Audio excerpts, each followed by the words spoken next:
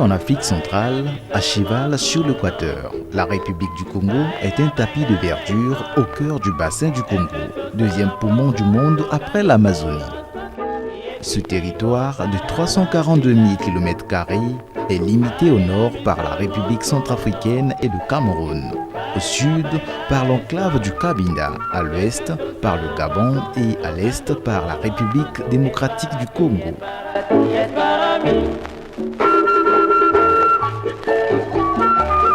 Sa capitale politique est Brazzaville. Grâce à son climat équatorial, le Congo est irrigué par un riche et poissonneux réseau hydrographique dont la nervure principale est le fleuve Congo, deuxième au monde par son débit après l'Amazone. Au sud-ouest, le pays bénéficie aussi d'une large façade sur l'océan Atlantique. Son sol, très fertile, est riche en minerais divers, or, diamant, fer, cuivre, manganèse, potasse. Le 15 août 2015, ce pays, peuplé de plus de 4 millions d'âmes, va célébrer le 55e anniversaire de son indépendance. Son président, Denis Sassou Nguesso, réélu en 2009 pour un mandat de 7 ans, conduit un ambitieux projet de modernisation et d'industrialisation du pays appelé le chemin d'avenir. Ce projet, qui vise à faire du Congo un pays émergent à l'horizon 2025, porte déjà ses premiers fruits. La construction de barrages hydroélectriques, de routes et d'aéroports, de ports fluviaux, de logements sociaux et du complexe sportif de Kintélé qui va abriter les 11e Jeux africains en septembre prochain, ont commencé à changer le visage du pays. L'économie nationale, longtemps basée essentiellement sur l'exploitation du pétrole et du bois, se diversifie progressivement avec la relance de l'exploitation minière, la modernisation des transports et le développement du secteur informel. La vocation de pays de transit du Congo ne se dément pas.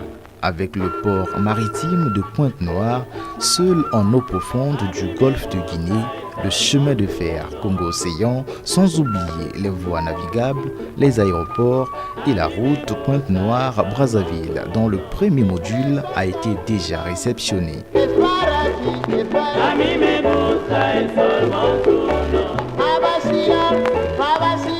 Sur le plan touristique, la destination Congo sourit aux adeptes de l'écotourisme. Ici, la préservation des écosystèmes forestiers est une priorité. La création des réserves de Konkwati, d'Odzala, de Nombalindoki l'atteste.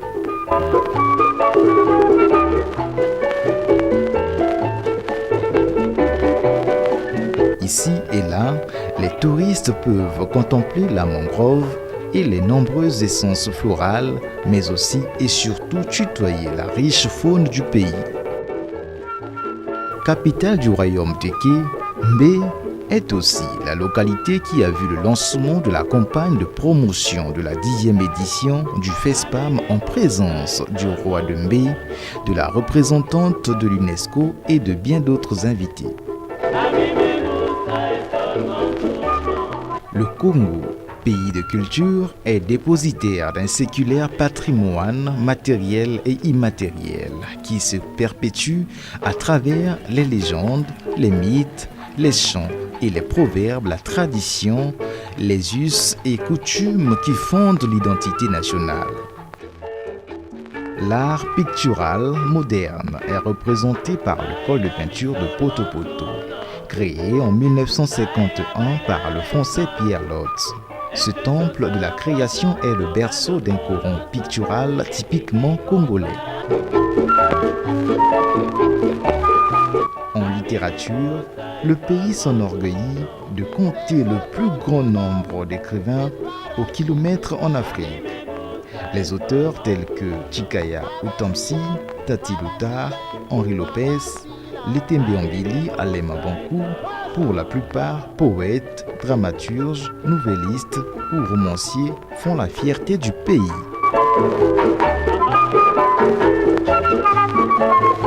de tous les arts, cependant la musique est le plus populaire du pays, qu'elle soit traditionnelle, religieuse, moderne ou tradimoderne. La musique est vécue ici comme un souffle communautaire. C'est sur cette terre de la chanson que se tient tous les 2 ans le Festival panafricain de musique, FESPAM en sigle. Créé par l'Organisation de l'Unité africaine, OUA, aujourd'hui l'Union africaine, UA, pour assurer la promotion de la musique du continent et de sa diaspora. Ce festival a pour siège Brazzaville. Ses activités consistent essentiellement en l'organisation de spectacles musicaux au cours desquels des grands noms de la musique africaine et de sa diaspora se retrouvent pour communier et célébrer l'art des muses.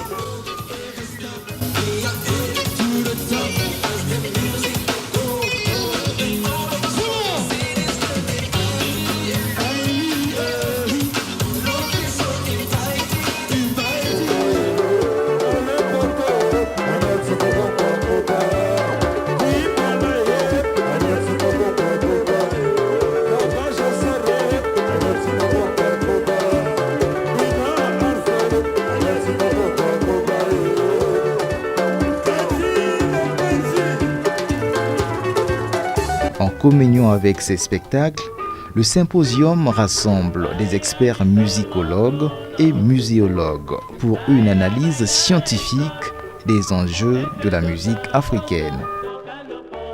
Le marché de la musique africaine, MUSAF en sigle, qui s'ouvre à cette occasion, s'articule autour de l'exposition-vente d'instruments et de produits musicaux en même temps que s'organisent des rencontres professionnelles sur l'industrie musicale. Le FESPAM, c'est également l'exposition des instruments traditionnels de musique à travers le Musée panafricain de la musique. Ce musée, dont les instruments sont désormais numérisés, fait partie d'un musée virtuel grâce à la coopération avec le Musée des instruments de musique de Bruxelles.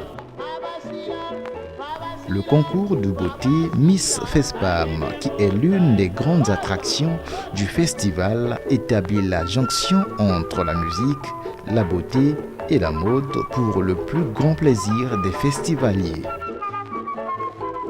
La première édition du FESPAM a été organisée en 1996. La 10e se déroulera du 18 au 25 juillet 2015 sous le thème « La dynamique des musiques africaines dans la diversité des expressions culturelles ». Plusieurs grosses pointures de la musique africaine ont participé au FESPAM depuis sa création. Parmi elles, Myriam Makeba, Manu Dibango, Youssou N'Dour, Koffi Olomide, Papa Wemba, Billy Abel, Brenda Fassi, Aïcha Kone, Princess Lover, Yvonne Chaka Chaka, Fally Ipupa, Orchestra Aragonais, P-Square et bien d'autres. Le FESPAM est donc un outil de rapprochement par excellence et de dialogue entre les peuples, un grand espace de métissage culturel.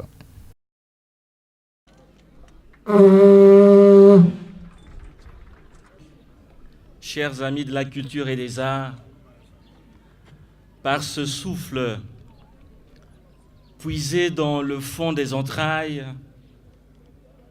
ici dans le sanctuaire de Mbé, devant le roi et la reine, par ce souffle venu du pays du feu, je voudrais ouvrir la voie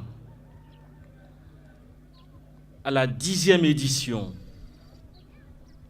et à la célébration du 20e anniversaire du Festival panafricain de musique.